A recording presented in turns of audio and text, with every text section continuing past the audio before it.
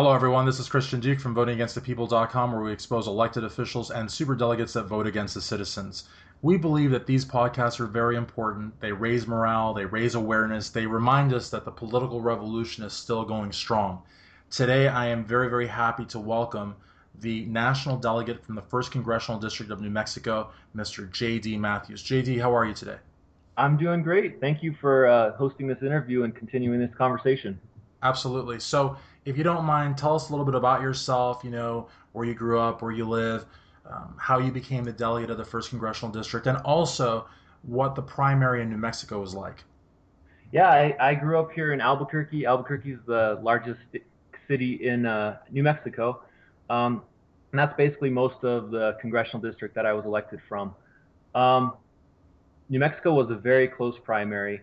It was 51-48, I think. Um, Bernie was supposed to have no chance to win here. It's a very Clinton-heavy state. And he ended up just losing the state by a little bit, but winning our congressional district, which was a big upset for the Clinton campaign. So I was excited to be a delegate elected from here. I'm really proud to go to the convention, and I am committed to going. Absolutely. And you grew up in Albuquerque, I believe you said, and also lived in Maine, right, for a little bit? Yeah. I grew up here in Albuquerque and spent some time in Portland, Maine, doing some political work. Awesome. Now, what's really interesting is that there are so many similarities between New Mexico and Kentucky. Now, I don't know these things off the top of my head. I did talk to JD off air, but New Mexico and Kentucky are both closed primaries, which, as you know, if you're not a registered Democrat, you cannot vote, which was the problem in New York, where hundreds of thousands of people were turned away. Sort of a similar problem in California with the whole well, they have a semi-closed, and you have to be TPP. But ideally, though, the closed primary was supposed to help former Secretary Clinton. In New Mexico, she almost lost. In Kentucky, she almost lost by 4/10 of a percentage point, and it's a true testament to the power of the political revolution. JD, what's your take on the whole closed primary system, if you don't mind me asking? Well, I got to be honest, I've evolved on this issue. I used to be very against open primaries. I really thought people should join a party if they're really that committed to vote in it. But with taxpayers funding these primary elections and having all these conversations I had over the campaign with independent people, I've really come around to truly believe in open primaries. I think that's the best way to do this. And as a matter of fact, at our New Mexico State Convention, we passed a resolution calling for open primaries in New Mexico, and that's not going to change the law right away, but at least it gives a voice to that and it gives us a foundation to work from in the legislature. Absolutely. That's actually really good news. And something that JD said that I think is also very important. It's a lot of important things, but one thing that I have to really particularly address is that the taxpayers fund primaries. In some situations for caucuses, like here in Kentucky, Rand Paul, I believe, had to foot the bill for the Kentucky caucus. By that point, he was long over with, but that is the case. And so whenever taxpayers pay, I feel though it should be as inclusive as possible. But playing devil's advocate, we understand also why there are closed primaries. There might be folks from other parties trying to manipulate the outcome to their favor. So it's certainly something to think about. But after the candidacy of Bernie Sanders, I think that the more progressive stance would be open primaries. As far as what JD was doing right before this podcast, JD, you were listening to a Hillary Rodham Clinton delegate call, which apparently had been, there were invites sent to the Bernie side and the Hillary side. Talk to us a little bit about that phone call and if there's anything from it that you feel worth mentioning. Well, the big name on the conference call was Representative Keith Ellison, who, as we know, was a big Bernie supporter all throughout the campaign. He's also the chair of the Progressive Caucus in the Congress. Um, it was mainly focusing on, try to unite everyone, really before the convention. Sure. Um, and I didn't get to hear the whole call. I got in at towards the end when they were asking questions, um, and we had a few delegates who may have been uh, saying, Sanders is over, let's unite, and how do we have that conversation with our fellow Sanders delegates? And personally, I think it's a little early to do that. I'm still Sanders through the convention. I think we owe it to the people who elected us um, to be there for that roll call. It's important to be there. and to vote for Senator Sanders there. Uh, yeah, go ahead. No, no, no. You've got great hearing because I just barely breathe and you caught that. So, no, I was just going to say though that it's really refreshing to hear that, and I think it's important that delegates throughout the continental United States, the territories throughout the world, hear this because we owe it to Bernie. We owe it to our fellow delegates. We owe it to the millions of people. I was at first I was going to say thousands, but it was 13 million people Yeah. voted for Senator Sanders, not including the hundreds of thousands, if not millions, of other people that because of closed primaries or because of, for example, in Kentucky, if you move, you part of moving, you have to select a party affiliation.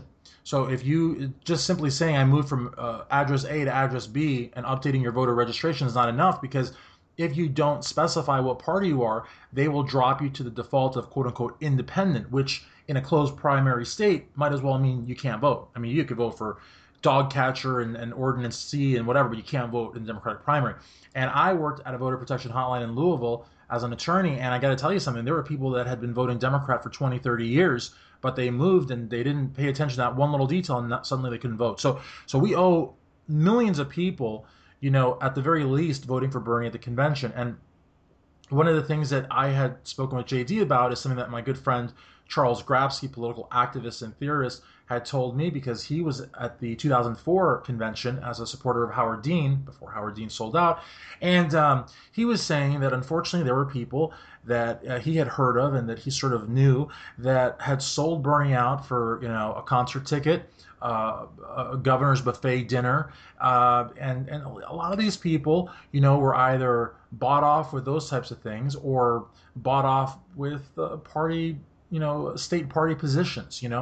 If our movement is dead, if our candidate is gone, if the campaign's suspended, why are there still efforts from the Hillary camp to try to buy us out or try to neutralize us or whatnot?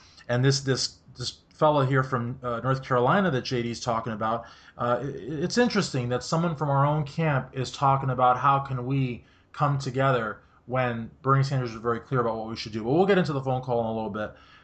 Anything else from the Hillary call though that you'd want to mention? It's I don't know if they had planned to end the call, but the last question was a little bit intense. It Mm-hmm. was a Sanders supporter from Nevada, I believe, and I don't remember any names, but the person brought up Hillary's comments in the '90s about super predators, Right. and he did compliment her on her recent comments about race relations and criminal justice reform. And he asked the campaign people about how did she evolve on that and how is she going to evolve on all these other issues that are important to Sanders voters, but we haven't seen quite a clear coming together from her side on issues like the TPP, on issues like universal health care. And, Right. we got the standard boilerplate answer to that. So it didn't encourage me with the answer, but we'll see how it goes. This is going to be a long process going forward. And what's interesting about that is that throughout the entire primary cycle, Hillary Clinton sort of, you know, had I feel like she was playing the role of President Obama's cheerleader, even though, as the 2008 primary showed, and even her time as Secretary of State and the last few years, she's had a lot of disagreements with the president. But I think she really wanted to paint this picture where Bernie was sort of like this ingrate, this not a real Democrat, this sort of kook, and she was loyal to the core. With Hillary though, she's kind of like a chameleon in a way because she's constantly changing, constantly flip flopping, constantly evolving, if you will, if you want to be nice about it, and you really don't know what you're going to get. If you go by the primaries, because she says she's against the TPP, Mm-hmm. and most of the two houses looks like they're opposed to the TPP. Bernie's of course opposed to it, but Obama wants it. So if you go by Hillary in the primaries, she's going to do what's right by President Obama. If you go by what Hillary's saying now, then it's possible that she will go against the TPP. But you just don't know because of the fact they used to say John Kerry was a flip flopper, but Hillary takes it to a whole other level. So I just, and you mentioned other great points in there as well. We just don't know. And so I'm a little skeptical of people talking about party unity 10 days before the convention because we just don't know. Let's talk a little bit about Bernie's endorsement, which is like the 10,000 pound elephant in the room. I mean, what was Yeah. your what was your take as far as Tuesday morning's sort of sugary endorsement, and then your take as far as the evening delegate call, which seemed to be more like the Bernie of the past. Yeah, well, of course it was disheartening. It was disappointing. It's almost like going to a funeral, because you put your heart and soul into a campaign. I volunteered a lot of hours, countless hours doing many different tasks, and it hurts. It hurts. It's the election cycle.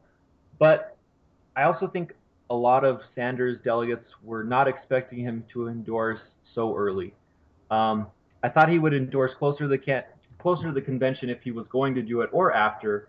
Um, but we talked about all the immense pressure he was under and things like that. We don't know the conversations he had between the campaigns. Um, and so, yeah, it's a grieving process.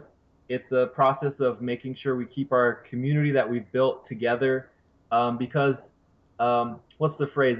This is not a moment; it's a movement. And I truly Exactly. believe that. I truly believe that. Let me ask you one quick question here. And I apologize for not asking this off air, because I usually make a point of doing that.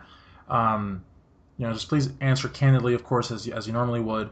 And Sure. I will answer it as well, just because I think that I'll let you answer first, or if you want, I'll answer it first, however you want me to do it, just because it's a very loaded question. But do you think that the senator should have polled the delegates before endorsing, or do you feel that that was more a decision that he was to make as a candidate? I can answer it first, or you can.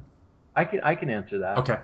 Um, I really, well, to be honest, the presidential campaign itself is really, that's Bernie's life. Yep. That's his call. Now that doesn't limit what delegates can do. We still have a job too. We still were elected by Bernie people to vote for him at the convention. That's our job. And I still truly believe we all have to get there. We all have to get funded, and we all have to vote in that roll call. And Bernie said it in his conference call to us, the other night. He said, I'm not suspending my campaign. I want the roll call vote to happen. So I think that's up to him. Um, I think it would have been very difficult to poll all of his delegates about an issue like that.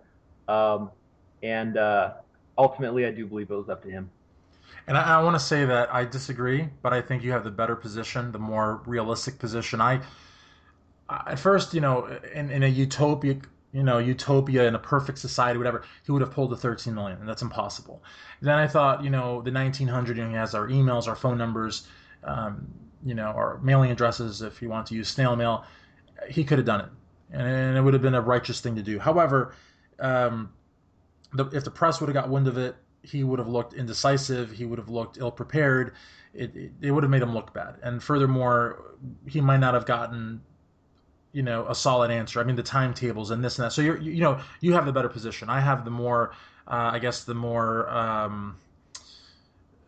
of the perfect like world type. But you have the better answer, and I have to tip my hat to you. I think you're right. And again, I think that you really focused on what's really important, and that is that Bernie, his decision whether to endorse, stay in, keep going, whatever, that's his decision as a person, as a candidate.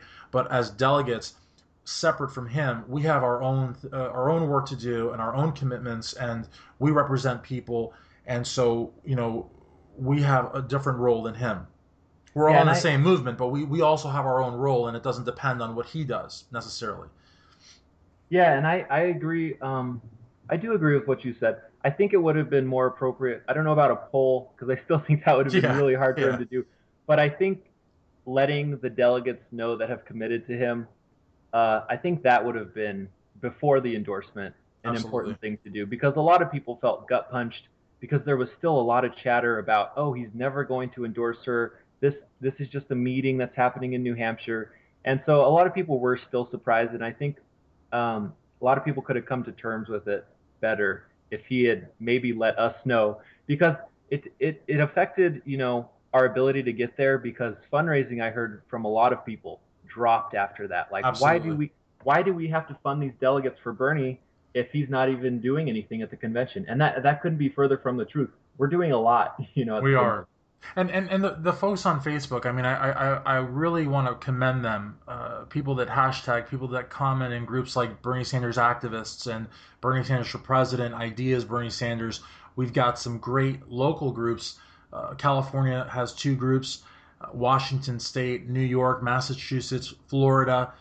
These are states, Wisconsin, these are states that are really mobilized on Facebook, and they've done so much because they've really become, our media. I mean, we don't have, we have one show, Joe Scarborough on MSNBC. The rest of MSNBC is Hillary. We've got nothing on CNN. Yep.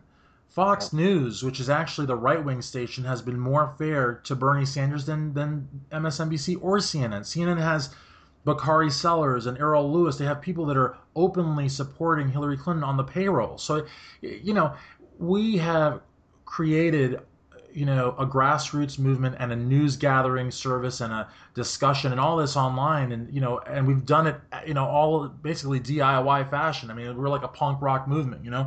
um, Talk to us a little bit about, again, this could fit into the endorsement. It's really more about like what's going on in New Mexico.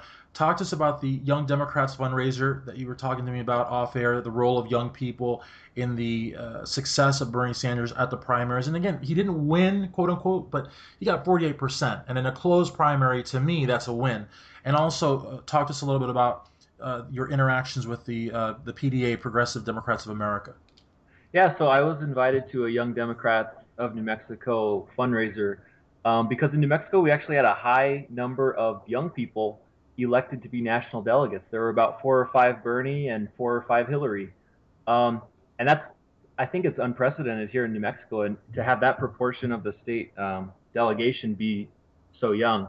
And so, of course, they're trying to help us with all these expenses. Um, and I really appreciate that. That was a very good event, and it's so important for people, young people, to stay engaged, because you still hear the older politicos talking, oh, young people don't vote, young people don't do this, they don't, and they really do. And Bernie, that was his greatest achievement this election, was to get young people, and such a high proportion of them, to come out and vote for him.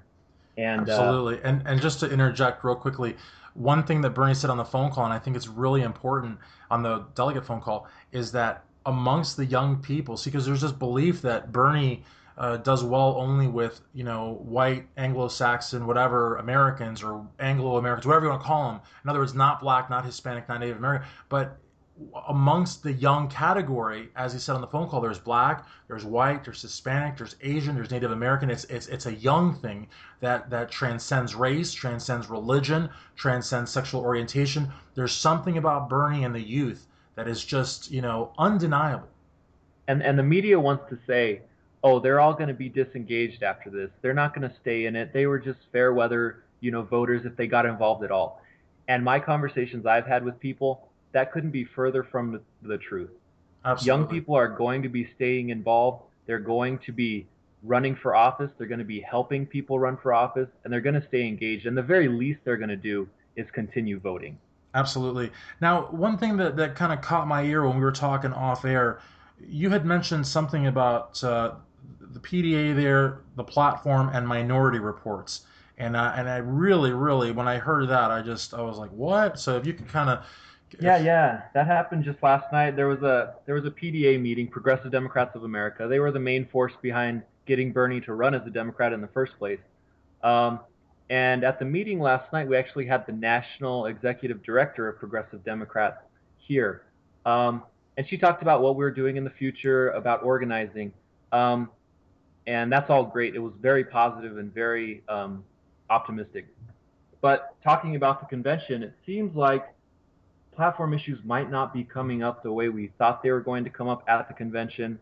Issues like TPP, um, universal health care, things like that, because there's a process where you have to file minority reports, and it seems like the Sanders campaign, did not file those reports by the deadline, because they didn't really want to have that obvious fight on the floor. And I don't know. There's a lot of rumors going around right now, and I don't know the truth right now. But I know a lot of delegates would be very disappointed if those votes didn't happen, and if those minority reports weren't turned in, so we could actually be a part of this important process. Absolutely. We have someone here from Kentucky that I just recently befriended on Facebook. His name is Sullis Wilder. Amazing progressive leader, ran for Senate. Unfortunately, did not get the Democrat nomination. Big surprise there. But in any event, he was on the platform committee and worked very hard. He was also in Orlando, Florida. And, one of the things that, has sort of plagued our political revolution, especially I would say since the People's Summit in Chicago up until now, are all of these rumors. Oh, well, if you mention Bernie or bust or lawsuits or emails, you can have your credentials stripped. I actually had a guy from our own movement, Keith Mundy, who's running for Congress apparently with our movement, and he confronted me in a public Facebook group and said, you can't say this and you can't say that, and you need to know when to shut up and whatever, or be quiet, and he was totally wrong. I mean, I looked up the rules; he was totally wrong to know what he was talking about. But the point is that he was trying to silence me, and so we have people scared to comment publicly because of their credentials. Now, from what you're saying, there's the possibility that the platform won't be discussed on the floor of the convention, where the platform really, to a lot of us, to myself included, the finalized platform is a major battle to be had because a draft is non-binding. They can promise pie in the sky, but at the convention they iron out the real platform. But you and I both know, especially from talking off air, that even the formalized platform is not really a contract. I mean, the nominee could say, well, that's a nice platform. I'm going to put it in the bookshelf. I'm going to do whatever I want, and no one's Exactly. going to know the better. So, and all the more reason for why Bernie endorsed early. A lot of people are, I believe he did it because of the bigger threat, which is Donald Trump. But as Charles Grabsky, who I constantly refer to because he's always been an inspiration to me, he's a political theorist and activist, as he has said, and many others have said on his level, that the convention's job, the purpose of the convention is not the November election.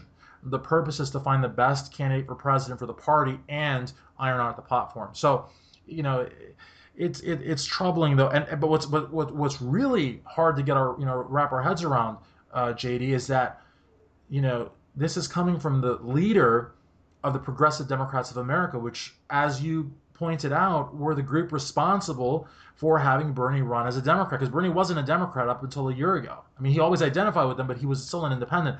So Yeah. this is really trouble. And I don't for a second believe that the PDA are surrogates or have suddenly become Hillary Clinton supporters. So if they're saying this, it's because it's probably credible. I mean, as a Yeah, yeah, and I agree totally. And it's not necessarily PDA not wanting to have this fight. It sounds like they would be all for it. They want to talk oh, about these platform absolutely, issues. yeah, no, It's and the yeah, it's sorry. just the campaign issues. Um, I don't know exactly because there are rules we have to follow and these minority reports. I know a lot of them were signed by the platform committee. I know enough of them were signed, and if the choice was to not turn them in so we couldn't debate those issues, that's kind of taking our voice away a little bit. Absolutely, And uh, absolutely. and so I think it's really important to continue having this conversation. A lot of us are new to the process.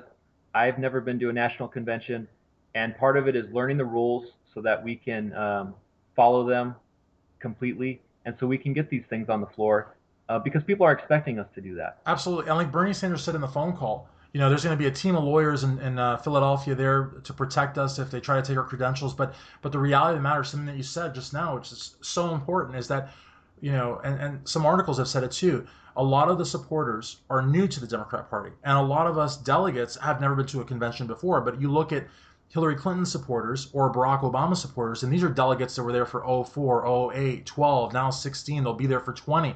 And so they know how it works. If you are listening to this podcast, I'm talking to Charles Grabsky, Sullis Wilder, I'm talking to Evan Westfall, I'm talking to, the hardcore of the hardcore. Let's see if this is true about the minority reports.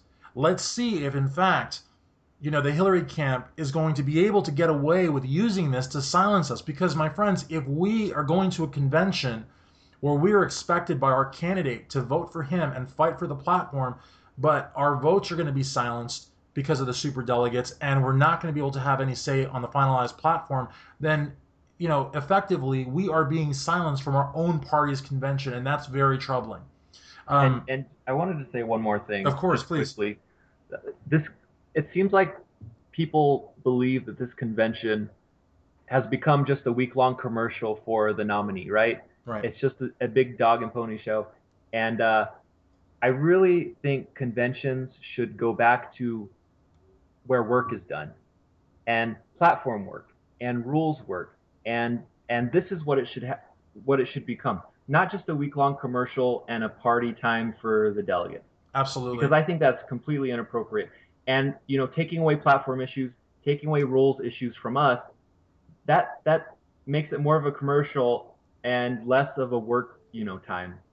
And so I think we also need to think about it like that. Like, we need to actually accomplish things at conventions and not have them be big parties. No, I totally agree with you. And again, not to keep mentioning Grabsky, but that's sort of what he talked about a few weeks ago. How in the '60s and '70s, it's basically what it became was a horse and pony show or whatever. And the thing about it is that what you're saying, you're basically you're saying to the choir, however it goes, it's a travesty what we have now. And I guess what we really need to be is a real political party. I mean, this is what, if anything, this is what the Sanders supporters want. You know what I mean? And I also really want to speak to the Sanders supporters listening to this that are considering jumping to the Green Party. Now, I've made a point not to talk about Jill Stein, not to talk about the Green Party, just because I really want to focus on the convention. We've got 10 days to go, and the convention is very important. And as JD said, there's a lot of work to be done. We're going in there with a hostile media. We're going in there with an arguably hostile Hillary camp. I mean, they can spin it however they want, but we have a great work that needs to be done. And I really want to implore Bernie supporters, especially the founders of these giant Facebook groups that have been so amazing throughout the whole process, to please not switch your titles to Green Party or Jill Stein. Let's just hang in there for 10 to 15 more days behind Bernie Sanders. And even after the convention, if you are a registered Democrat and you want to vote differently in November, please do not change your party affiliations, because there are some very important congressional primaries, like in the 23rd district with Tim Canova. And JD is actually going to talk to us a little bit about Tim Canova, a little backstory that I wasn't familiar with. Because if you switch party affiliation, you will not be able to vote for some amazing progressive candidates for Congress. But JD, what did you want to tell us about Tim Canova? Well, just a little bit that I found out. He was actually living in Albuquerque here for a while. He was a law professor here, and from what I've heard, very good reviews, very intelligent, very engaged, and he would be a big asset to have in Congress. Not just living in Florida, but for everyone. He would be a voice that gets national exposure. And yeah, and one other thing I can add about that is the Bernie campaign has not stopped. People are still making phone calls through the phone banking system for Tim Canova. Yep. And you can go to Bernie's website and do that, and still be engaged that way. So I would recommend doing that. Absolutely. And I've spoken to Tim a few times on Facebook, and I'm going to be headed down to the 23rd Congressional District August 15th, and I'll be helping there till August 30th. So I just have so much faith in it. And one of the biggest things here, another 10,000 pound elephant or whatever, is Debbie Wasserman Schultz, who continues being the DNC chairwoman after everything that she did, after everything she did to Bernie and to the campaign, and with the debates and the primaries, and being the bag lady for so many of these, like the quote unquote chaos in Nevada, where Barbara Boxer was quote unquote fearing for her safety, and it all turned out to be a big old lie. She's still the DNC chair. She still has Obama's endorsement. She still has Joe Biden fundraising for her. She's never been rejected by Hillary Clinton. So, going into this convention, yeah, it'd be great to have some party unity, provided that the situation calls for it, and it would be great to unify if the situation calls for it. But we're still very much, there's still a lot to be done, and it's not kumbaya time just yet. So, convention. Quickly, JD, what are your plans for the convention? You're going in there as a Sanders delegate. Are you going to be voting for the senator? Are you going to be vocal for the senator? What can you tell us about the convention as far as you're concerned? Well, I'm absolutely voting for Bernie. I've said from the beginning I'm voting for Bernie on every ballot at the convention. I'm committed to that, and people voted for me to do that. And I think there's a lot of talk about unity at the convention. And yeah, we shouldn't be at each other's throats. But like I said, a convention is there for work. A convention is there for debate and getting our differences out, so that we can come together eventually behind a nominee. And I don't think we need to have 100% of the delegates vote for Hillary, and that's a success. I think we all need to give our voices. We need to speak up, We need to stay informed about issues of the platform coming up, about the rules coming up, like getting rid of superdelegates and open primaries. Those are going to be debated, and we all need to be informed delegates. We all need to be there, and we all need to get funded. Um, so yeah, I'm still pumped up. I'm still optimistic. It was hard on Tuesday to hear the endorsement, but that doesn't stop me because it's not a moment, it's a movement, and we got to keep going. Absolutely. It's not a moment, it's a movement. I totally agree. I'm going to be doing the same thing. Susie Telesky's going to be doing the same thing. We are going to Philadelphia, representing the people. We are going there as supporters of Senator Sanders. We're going to be civil, we're going to be cordial, but we are still going there with a job that needs to be done. And, it sounds like JD and myself and Susie, we're not going there for a shrimp cocktail. We're not going there for a front row seat at a concert. And we're not going there hoping that after the convention we're going to have some lofty state Democratic title. We're going there to support the 13 million and do right by the political revolution. So I really, really appreciate you taking the time, JD. We had a couple takes where the iRecorder stopped working, and he went through it like a trooper, and I really appreciate that. So again, for my good friend JD, I'm Christian Duque. Check this interview out at votingagainstpeople.com and various Facebook groups. Thank you so much. Thank you. Thank you for doing this.